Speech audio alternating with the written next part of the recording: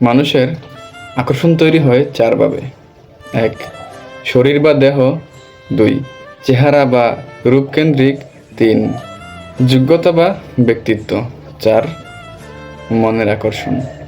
যে আকর্ষণ শরীর বা দেহ থেকে তৈরি হয় সে আকর্ষণ বেশি স্থায়ী হয় না, কিছুদিন পার হওয়ার পরেই সে আকর্ষণ কমে যায়। এরপর হলো চেহারা বা রূপ।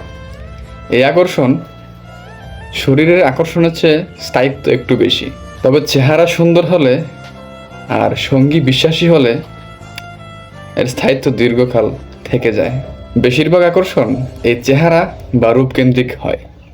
এরপর তৈরি হয় যোগ্যতার আকর্ষণ। মানুষের যোগ্যতাও এক ধরনের সৌন্দর্য। যোগ্যতার জন্য যে আকর্ষণ তৈরি হয় তার স্থায়িত্ব অনেক বেশি। সবচেয়ে বেশি টেকসই হলো মন কেন্দ্রিক আকর্ষণ, কিন্তু মনের আকর্ষণ সহজেই তৈরি হয় না। এটার জন্য সময়ের দরকার হয়, অনুভূতির দরকার হয়। এটা যেমন ধীরে ধীরে তৈরি হয়, তেমনি এটার স্থায়িত্ব অনেক বেশি। কিন্তু সব আকর্ষণই একসময় কমে যায়, এটা কেউ বিশ্বাস করুক বা না করুক, এটাই বাস্তবতা। তবে এর সাথে সাথে সময়ের প্রেক্ষিতে ব্যালেন্সও তৈরি হয়ে যায়। আকর্ষণ একসময় গিয়ে পরিণত হয় অভ্যাসে, মায়াতে, দায়িত্বে, যা থেকে যায় আমৃত্যু। Thank you.